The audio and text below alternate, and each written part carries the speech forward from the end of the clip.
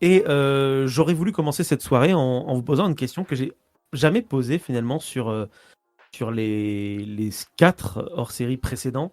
Et cette question, vous la connaissez, puisque c'est toujours la même systématiquement, et c'est presque incroyable que je ne l'ai pas posée sur les précédents. C'est quoi le rapport que vous entretenez avec la Seconde Guerre mondiale de manière générale? Et je parle bien d'un rapport intellectuel, bien évidemment.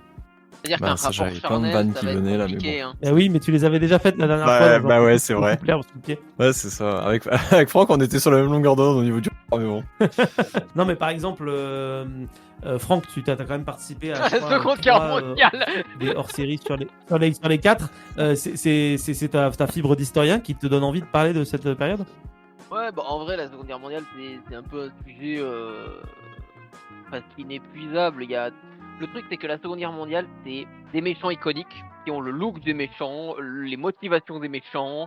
Enfin, franchement, les nazis, mais même les autres, hein, l'Empire du Japon, ça, tu peux difficilement faire du cliché dans les motivations de méchants et le look de méchants. Et forcément, ça, pour faire des histoires, pour aller chercher de l'inspiration, il n'y a franchement pas bien plus délirant.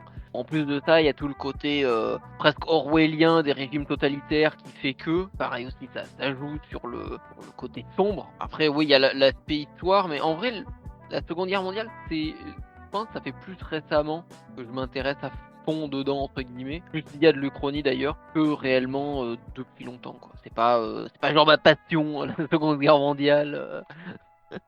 Mais voilà. En vrai, c'est juste Ok. que t'as vraiment les bons. T'as vraiment le bon. L'intérêt de la chose derrière, je trouve, et ça c'est important. Tu veux dire qu'en fait, toi, la Seconde Guerre mondiale, tu la résumes à en fait, les nazis étaient trop bien sapés. En fait, toi, tu t'intéresses à la Seconde Guerre mondiale parce que c'est Hugo Boss qui les fringuait, quoi.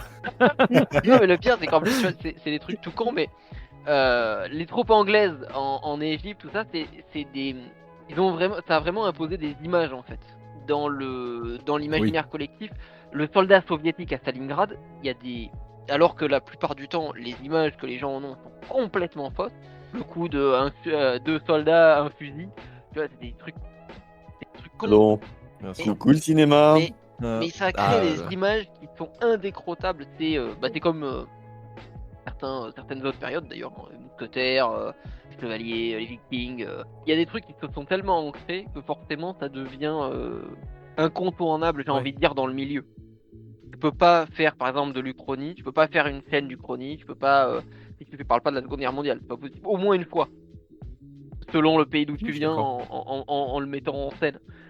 C'est juste incontournable. Ça, T'as demandé la porte, de la Seconde Guerre mondiale pour Franck, et l'ouverture, et puis finalement il dégraisse même sur une chronique. Oui, C'est un expert désolé, véritablement je suis fatigué, d'accord. Non, mais c'est bien, justement. Moi, on est là aussi pas mal pour discuter, parce que on verra après. Vous êtes tous venus avec des chroniques, des trucs comme ça. Moi, j'ai prévu un petit quiz quand même là-dessus, mais c'est aussi intéressant de connaître le point de vue. Et c'est vrai que la pop culture a beaucoup œuvré à mettre en scène cette période, parce que comme tu le dis, Franck, je pense que c'est une des guerres les plus récentes, en tout cas pour nous les Occidentaux, mais surtout c'est aussi une guerre qui, cinématographiquement parlant et scénaristiquement parlant, te permet d'avoir une binarité avec d'un côté les méchants, de l'autre les gentils. Et ça c'est chouette. Et notamment cette scène dont tu veux nous parler, Mika, c'est pour ça que tu te pointes toi-même. Alors, t'es trop fort. Avant de te mettre en lumière, toi Mika, c'est quoi ton parcours de vie vis-à-vis de la Seconde Guerre mondiale? Bah après, moi, il est lié à mes études, déjà. Mes études d'histoire, mais je l'ai déjà dit à plusieurs reprises dans les chroniques qu'on a pu faire par le passé. C'est vrai. Sans dire que je suis un passionné et un fan et que je passe mes soirées et mes week-ends dedans, j'ai toujours été attiré par l'histoire militaire, de par mon côté un peu nihiliste, qui du coup regarde beaucoup le côté cyclique des guerres. Hein. On fait un petit coucou justement aux uchronies dont il parle et finalement de notre réalité, qui sont pas si loin des dystopies qui sont dans beaucoup d'ouvrages de fiction qui justement prennent base dans la Seconde Guerre mondiale.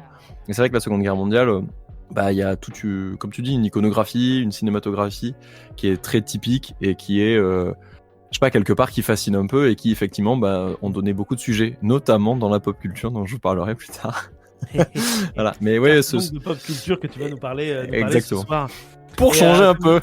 Comme je le disais avant de te laisser la parole, on va interroger du coup notre ami Raph qui est derrière. Tu passeras en dernière, Mélissa, car le Oui, stress non, c'est ça. est présent. Mais porte Oui. vraiment sur encore une fois comme mes deux acolytes, déjà les études. La porte cinématographique, c'était plutôt télévisuel, c'est Band of Brothers. Oui.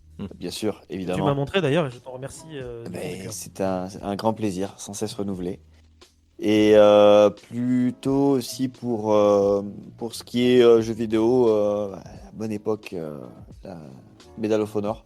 Ah oui, t'étais Ah oui, team ça. Medal of Honor. Ouais, Medal of Honor, les Faucons de guerre, Ok. qui était ma porte d'entrée sur la Seconde Guerre mondiale par rapport aux jeux vidéo. Effectivement, aussi beaucoup sur les différents théâtres, et plutôt sur le Pacifique, c'est vrai. Oui. Je connais beaucoup moins sur l'Afrique et véritablement la partie aussi russe. De toute façon, ce qui est le plus connu à chaque fois, c'est le front de l'Ouest, le Pacifique et le reste. Oui. Généralement, on n'en parle Voilà, pas. donc du coup. Et comme on dit, la pop culture n'en parle pas non plus. Je trouve que c'est vraiment comment dire, la fin de tout. Si on Ouais. avait un exemple d'apocalypse qui ne faisait pas partie d'Hollywood, c'est vraiment comment en a-t-on pu arriver là? Dans des Ouais. telles extrémités, sur une aussi longue période, sur tellement de points, sur tellement de continents, on a tous œuvré, non pas pour la paix, mais pour se déchirer. Et c'est vraiment ça qui est en réalité passionnant parce que c'est un immense drame. Mm. Et de tout ce qui est très sombre, on voit des lumières apparaître et on est passionné de ces petites lumières que l'on peut saisir, que l'on peut voir, des actes héroïques, des actes de bonté, des actes de bienveillance. Wow. Et c'est vrai que ça condense tout en un seul événement, alors un très grand événement. Alors j'espère qu'on ne reconnaîtrait pas ça, mais c'est quelque chose qui est vraiment exceptionnel. Très poétique ta réponse, Cyril. Ah, merci.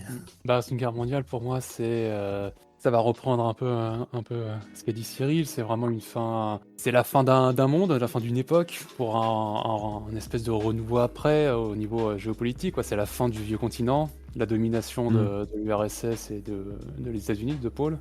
Donc de grands chamboulements au niveau géopolitique, au niveau aussi militaire, puisque c'est un peu, ce dont je parle un peu beaucoup dans ces C'est vrai. ça chamboule beaucoup de choses. Hein. C'est une évolution c'est une très grosse évolution. Il y a un avant et un après Seconde Guerre mondiale, avec l'apparition du char, enfin plutôt sa mise en pratique plus généralisée, parce qu'il est apparu pendant la Première Guerre mondiale, mais sa mise en pratique beaucoup plus généralisée. Et puis en même temps, on y voit aussi, ses limites.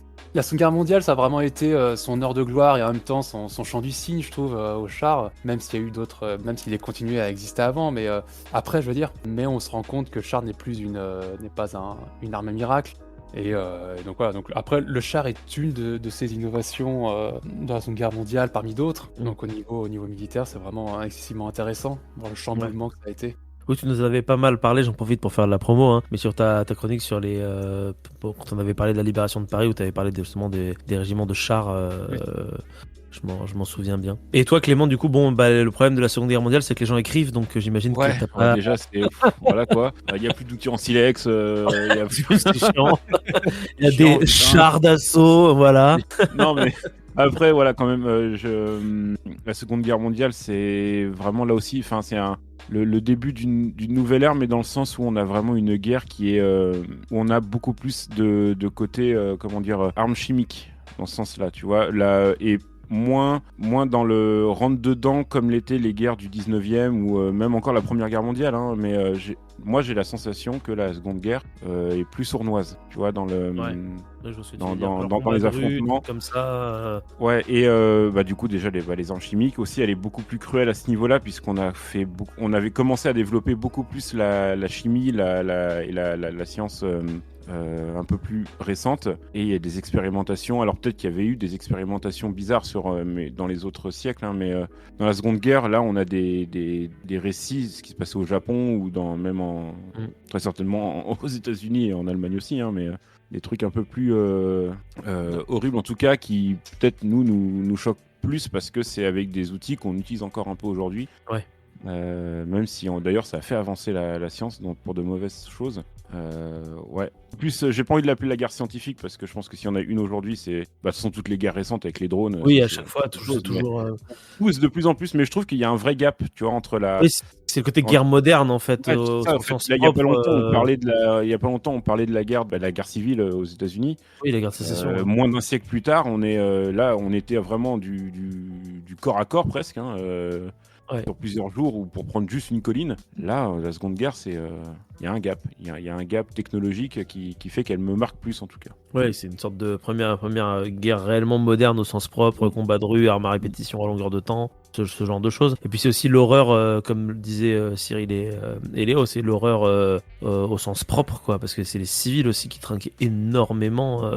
Les pertes, elles sont catastrophiques. Il y a des génocides, enfin tout qui fait bader. Et c'est vrai que ouais, c'est vraiment c'est le Ragnarok. Et puis après, tu repars sur des nouvelles bases, quoi. C'est Et surtout qu'en plus avec c'était il y a pas longtemps, avec les avions, on peut directement attaquer les civils. Oui, voilà, c'est ça. Certainement, en fait. Tu passes et puis voilà, les Tu passes bombardements de au-dessus et tu Londres, ils bombardes. sont.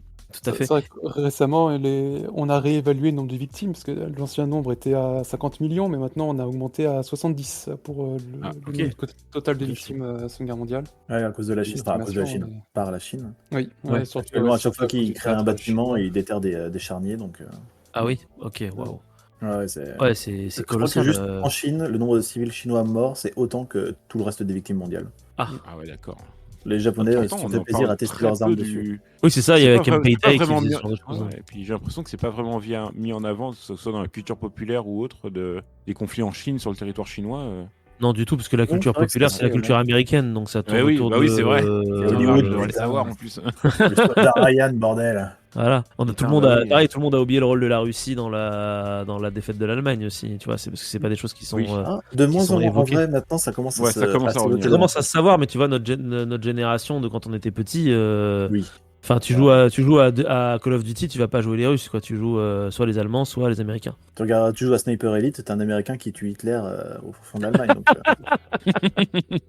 Et mais maintenant, dans les programmes scolaires, maintenant, on met en avant la Russie, maintenant, enfin. ok, ça c'est cool. On arrête de dire que le débarquement en Normandie, c'est ce qui fait chuter l'Allemagne. Non, c'est la putain d'avancée russe.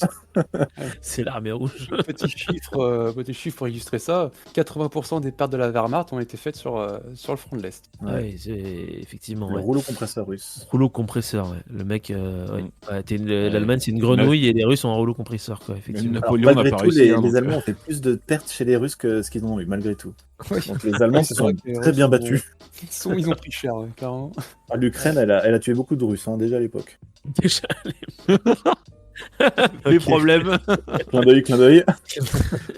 Bref, c'est pas le sujet. Le sujet, c'est la guerre. Et Mélissa, du coup, qu'est-ce que tu viens faire avec nous ce soir? C'est ta première entrée dans notre émission. Merci à toi Ouais, d'être ça présente déjà dans un premier temps. Ne stresse pas parce qu'on est tous très gentils. Tu le sais, t'en connais les trois quarts. Il y en a qu'un seul que tu connais pas et c'est le moins méchant d'entre nous. Donc normalement, je pense que ça devrait aller. Ça va le faire. Du coup, c'est pourquoi la guerre. Toi, ce qui t'intéresse, c'est peut-être plutôt la politique dans cette guerre, j'imagine. Alors, c'est vrai que moi, l'histoire militaire, je m'en fous. L'avancée des troupes sur le front de l'Est, je m'en fous. Moi, ce qui m'intéresse, c'est vraiment la mécanique de pensée et comment est-ce qu'un pays arrive à tomber dans une dictature et à arriver au crime de masse en l'espace de 12 ans. Tu vois. C'est comment est-ce qu'une population de je sais plus combien de millions d'habitants pour l'Allemagne dans ces époques-là arrive à soutenir un régime qui tue des gens. En fait, c'est quel mécanisme de pensée t'amène là? Qu'est-ce qui fait qu'en termes de contexte historique, l'Allemagne est l'un des pays européens qui a basculé de manière complètement drastique dans un truc qui aujourd'hui tu considères comme horrible, mais il y a des faits historiques derrière. Et le fait étant, c'est qu'est-ce que tu questionnes, quel type d'archives tu questionnes pour arriver à comprendre ce qui s'est passé. Ok. Et moi, c'est plutôt ça carrément qui me botte que l'avancée des militaires. Ouais, toi, sur t'es le front pas de les l'Est, mecs avec des fusils qui je arrivent. m'en fous. Tu t'en fous. Ouais. Je m'en Ok. fous. Ok, mais de toute façon, les deux sont intrinsèquement liés parce que pour qu'on en vienne avec des Bien mecs avec des fusils, il faut effectivement que les pays se fassent la guerre pour des raisons avant tout politiques. Mais c'est très intéressant ce que tu vas rajouter parce que c'est vrai que c'est un aspect qu'on n'a jamais évoqué du tout en 4 hors-série. C'est la montée du nazisme et même de l'extrême droite de manière générale en Europe. Oui, parce que du coup, il fallait le lier le plus rapide, enfin le plus proche de notre époque à nous. Du coup, 45, c'est pas mal, parce que ça fait un joli parallèle avec, du coup, 80 ans plus tard. On est en 2025, c'est marrant, il y a des petites montées comme ça qui arrivent à travers l'Europe. C'est marrant, je sais pas, il y a des Marrant, parallèles. c'est marrant, je pense. Voilà, On se marre des petits bien en ce parallèles, moment, quoi. Ah, je trouve ouais, ça ouais. on se Intéressant, on va régale. dire. Ah, Mais étudier, donc, je pense que c'est ce vrai sera intéressant dans 20 ans, mais quand, du coup, on aura fini de mourir sous les bombes. Mais, Donc nihiliste, hein, tu disais. à peine, hein. Non, mais du coup, c'est vrai que tu t'arrives ici avec un sujet qui est hyper intéressant parce que justement, il est très actuel. Parce que c'est aussi pour cette raison, chères auditrices et chers auditeurs, qu'on souhaite aujourd'hui parler un peu qu'on parle plus de conflits cette année qu'on l'a fait les années précédentes. C'est aussi parce que, mine de rien, on est un peu en train de retourner là-dedans. Et spécialement aussi dans une montée des extrêmes de plus en plus forte. Si vous souhaitez également participer à notre petite causerie, rien ne vous empêche de le faire dans les commentaires de cette vidéo, tout en restant bien évidemment courtois les uns avec les autres. Et si vous souhaitez découvrir d'autres sujets, il ne vous reste plus qu'à vagabonder un petit peu partout sur cette chaîne, parce qu'on y parle un petit peu de tout et surtout un petit peu de rien. N'hésitez pas non plus à vous abonner à la chaîne, à mettre un petit pouce bleu et à nous suivre sur les différents réseaux sociaux. Merci à vous et à très bientôt.